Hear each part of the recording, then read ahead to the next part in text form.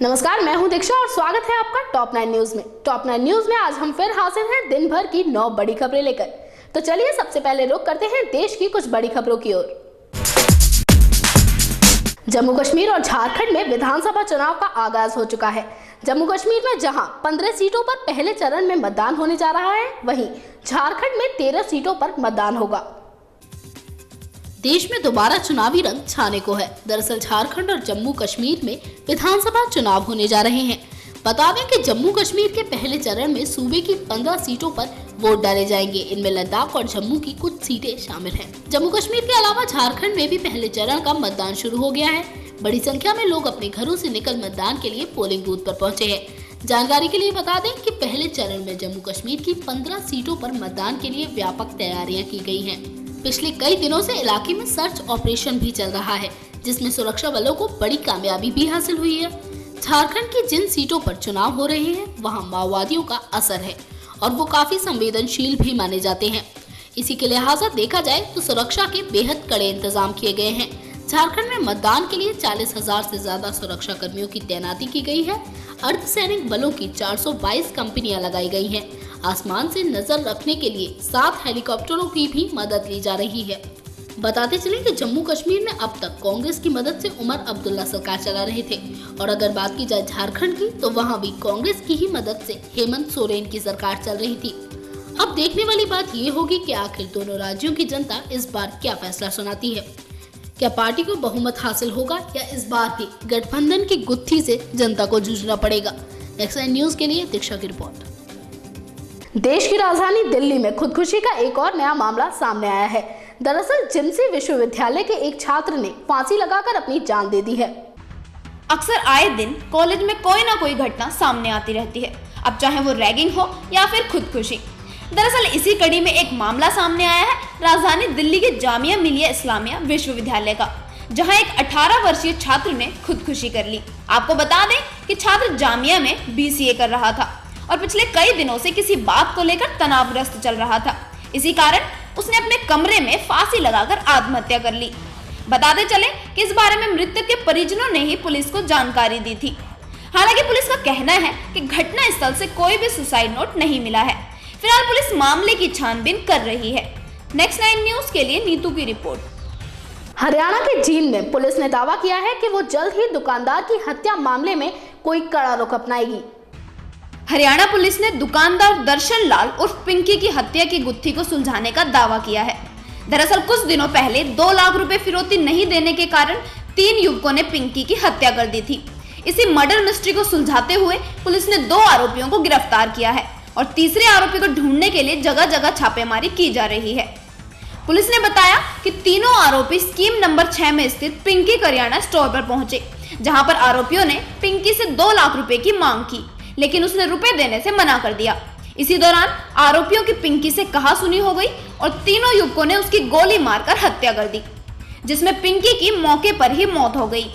साथ ही पुलिस ने बताया कि पकड़े गए आरोपियों की पहचान प्रवीण उर्फ राणा और नवीन उर्फ लांडा के रूप में हुई, जबकि हत्या के मामले में तीसरा शामिल आरोपी शिव कुमार उर्फ शिबू फरार है। नेक्स्ट 9 न्यूज के लिए नीतू की रिपोर्ट। तो चलिए अब रुख करते हैं कुछ अंतर्राष्ट्रीय खबरों की ओर। अमेरिका के रक्षा मंत्री चक हेगल ने अपने पद से इस्तीफा दे दिया है।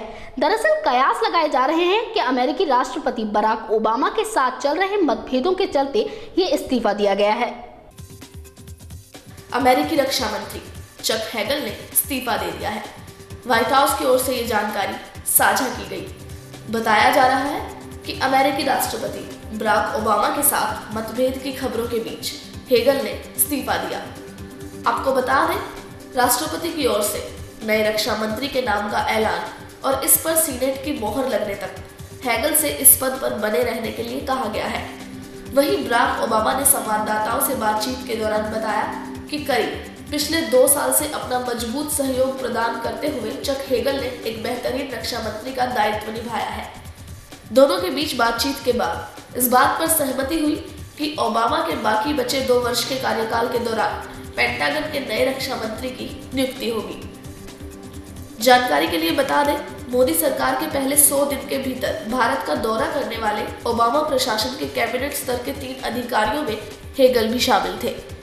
वहीं हेगल इस सप्ताह अपने भारतीय समकक्ष मनोहर पारिकर से बातचीत करने की योजना बना रहे थे। बताते चले कि रिपब्लिकन रॉबर्ट गेट्स के बाद साल 2013 में हेगल ने रक्षा मंत्री का पदभार संभाला था। नेक्स्ट 9 न्यूज के लिए चीनू की रिपोर्ट। भारतीय प्रधानमंत्री नरेंद्र मोदी आज सार्क के 18वें सम्मेलन में हिस्सा लेने काठमांडू पहुंचेंगे। मीडिया में आई खबरों के मुताबिक हो सकता है कि मोदी प्रधानमंत्री नवाज शरीफ से भी मुलाकात करें। भारतीय प्रधानमंत्री नरेंद्र मोदी आज सार्क यानी दक्षिण एशियाई क्षेत्रीय सहयोग संगठन के 18वें शिखर सम्मेलन में हिस्सा लेने काठमांडू पहुंचेंगे, जहां सबकी नजरें मोदी और पाकिस्तान के प्रधानमंत्री नवाज शरीफ के बीच संभावित बैठक पर रहेगी। हालांकि दोनों नेताओं के बीच द्विपक्षीय बैठक होगी या नहीं, इस पर विदेश मंत्री सुषमा स्वराज के बयान ने असमंजस की स्थिति पैदा कर दी है। उन्होंने कहा, देखिए कल क्या होता है। दोनों देशों की ओर से मुलाकात की संभावना से इनकार नहीं किया गया है। अगर मुलाकात हुई तो 6 महीने में ये दूसरी मुलाकात होगी। इससे पहले नवाज शरीफ मोदी के शपथ ग्रहण समारोह में नई दिल्ली आए थे। सूत्रों के मुताबिक नेपाल में हो रहे 2 दिवसीय शिखर सम्मेलन के दौरान पीएम अपने भाषण में उन मुद्दों पर अधिक जोर देंगे जहां आर्थिक मुनाफा मतभेदों पर भारी पड़ सकता है। इसके साथ ही भारत ऊर्जा, सड़क और संचार संपर्क सुविधाओं में अपनी क्षमताओं को साझा करने की पेशकश करेगा। इनमें सबसे अहम है बिजली का क्षेत्र। भारतीय खेमा क्षेत्रीय पावर ग्रिड की योजना को जल्द से जल्द पूरा करने पर भी जोर देगा। उल्लेखनीय है कि इस संबंध में समझौते के लिए पूरी तैयारी भी हो चुकी है और शिखर सम्मेलन में रजामंदी की औपचारिकता के बाद इस पर दस्तखत संभव है। नेक्स्ट 9 न्यूज के लिए चीनू की रिपोर्ट। अब अंतर्राष्ट्रीय खबरों के बाद एक नजर डालते हैं खेल जगत की ओर। बीसीसीआई अध्यक्ष पद पर दोबारा बहाली को लेकर आईसीसी चेयरमैन श्रीनिवासन को सुप्रीम कोर्ट ने कड़ी फटकार लगाई है। बीसीसीआई अध्यक्ष पद पर दोबारा बहाली को लेकर आईसीसी चेयरमैन श्रीनिवासन को सुप्रीम कोर्ट ने कड़ी फटकार लगाई है। कोर्ट ने कहा कि ऐसा क्यों है कि जो लोग बीसीसीआई में हैं वो आईपीएल भी चला रहे हैं और टीम को भी नियंत्रित कर रहे हैं। उच्चतम न्यायालय ने मुद्गल कमेटी की रिपोर्ट को पूरी तरह वाजिब मानते हुए कहा कि यदि संदेह का फायदा किसी को मिलना है तो वह क्रिकेट को मिलना चाहिए, ना कि किसी व्यक्ति विशेष को। इसके साथ ही कोर्ट ने श्रीनिवासन से साफ तौर पे कहा कि आपको हितों में टकराव के सवालों का जवाब देना पड़ेगा, क्योंकि आप बीसीसीआई अध्यक्ष और एक ऐसी आईपीएल टीम के मालिक हैं जिनके पदाधिकारी फिक्सिंग में लिप्त पाए गए हैं। कोर्ट ने श्रीनिवासन से कहा कि इस तरह की गड़बड़ियों को इजाजत दी गई तो ये क्रिकेट के खेल को खत्म कर देंगी। गौरतलब हो कि आईसीसी के चेयरमैन एन श्रीनिवासन बीसीसीआई में फिर से अपने पद पर बहाली को लेकर सुप्रीम कोर्ट की शरण में गए थे। निवासन ने सुप्रीम कोर्ट से आग्रह किया था कि उन्हें भारतीय क्रिकेट नियंत्रण बोर्ड के अध्यक्ष पद पर फिर से बहाल किया जाए। नेक्स्ट 9 न्यूज दिल्ली से गायत्री गुप्ता की रिपोर्ट। खेल मंत्री एस सोनोवाल ने स्पॉट फिक्सिंग मामले पर कड़ा रुख अपनाते हुए कहा है कि दोषियों को जल्द से जल्द मिलेगी सजा।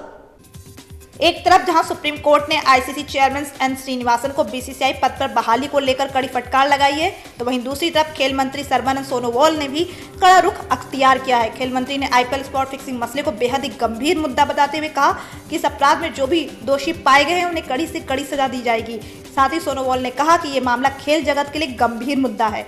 उल्लेखनीय है कि आईपीएल स्पॉट फिक्सिंग मामले में जस्टिस मुद्गल कमेटी ने अपनी रिपोर्ट सुप्रीम कोर्ट में दाखिल की है, जिसमें श्रीनिवासन, गुरुनाथ मयप्पन, सुंदर रमन और राज कुंद्रा के नामों के खुलासे हुए हैं। हालांकि श्रीनिवासन को इस मसले पर क्लीन चिट मिल चुकी है। बहरहाल अब ये देखना होगा कि खेल मंत्री के इस बयान के बाद क्या कार्रवाई की जाती है। नेक्स्ट 9 न्यूज के लिए दिल्ली से गायत्री गुप्ता की रिपोर्ट। तो आखिर में आप बात कर लेते हैं फिल्म जगत की। बॉलीवुड अभिनेत्री दीपिका पादुकोण अपनी आने वाली फिल्म में बंगाली किरदार निभाती नजर आएंगी। बॉलीवुड की डिंपल गर्ल दीपिका पादुकोण अपनी अपकमिंग फिल्म पीकू को लेकर बेहद एक्साइटेड दिख रही हैं। आपको बता दें कि दीपिका इस फिल्म में अपने नए लुक से दर्शकों को सरप्राइज देने वाली हैं। इससे पहले भी दीपिका ने अपनी फिल्म हैप्पी न्यू ईयर में पोल डांस कर दर्शकों को हैरान कर दिया था। वहीं इस फिल्म में वो एक साधारण बंगाली लड़की का किरदार निभाएंगी। दरअसल फिल्म में दीपिका पादुकोण के अलावा अमिताभ बच्चन और इरफान खान भी मुख्य भूमिकाओं में हैं। फिलहाल दीपिका भी अपने रोल को लेकर बेहद खुश हैं और उनका कहना है कि दर्शक उन्हें साधारण सी बंगाली लड़की के किरदार में देखना पसंद करेंगे। बहरहाल यह फिल्म 30 अप्रैल 2015 को बॉक्स ऑफिस पर रिलीज होगी। नेक्स्ट 9 न्यूज के लिए पायल गुडियाल की रिपोर्ट। पद्मश्री और पद्म भूषण जैसे पुरस्कारों से सम्मानित प्रख्यात कथक नृत्यांगना सितारा देवी का 94 वर्ष की उम्र में निधन हो गया है। दरअसल सितारा देवी लंबे समय से बीमार चल रही थी। जानी मानी कथक नृत्यांगना सितारा देवी का निधन हो गया है। मिली जानकारी के मुताबिक 94 साल की सितारा देवी को पेट दर्द की शिकायत थी, जिसके बाद उन्हें अस्पताल में भर्ती कराया गया, लेकिन डॉक्टरों की लाख कोशिश के बाद भी उन्हें बचाया नहीं जा सका है। वैसे सितारा देवी का अंतिम संस्कार गुरुवार को किए जाने की खबरें आ रही हैं। आपको बता दें कि सितारा देवी का असली नाम धनलक्ष्मी था और उनका जन्म कोलकाता में हुआ था। सितारा देवी का नाता बॉलीवुड से काफ़ी लंबे समय तक रहा, क्योंकि उन्होंने तमाम बड़ी अभिनेत्रियों को कथक डांस सिखाया था। उन्होंने मधुबाला, रेखा, माला सिन्हा जैसी अभिनेत्रियों को क्लासिकल डांस में ट्रेन किया। इसके साथ ही सितारा देवी ने बहुत सी फिल्मों में भी काम किया। इनमें मुख्य रूप से नगीना, वतन, स्वामी, रोटी और मदर इंडिया जैसी फिल्में शामिल हैं। सितारा देवी को संगीत में उनके योगदान को देखते हुए पद्मश्री और कालिदास जैसे सम्मानित पुरस्कारों से भी नवाजा गया। फिलहाल क्लासिकल डांस को नई ऊंचाइयां देने वाली सितारा देवी को नेक्स्ट 9 न्यूज़ परिवार भावभीनी श्रद्धांजलि अर्पित करता है। नेक्स्ट 9 न्यूज़ के लिए पायल गुडियाल की रिपोर्ट। तो ये थी देश और दुनिया की 9 बड़ी खबरें। बाकी खबरों के लिए आप देखते रहिए www.next9news.com। नमस्कार।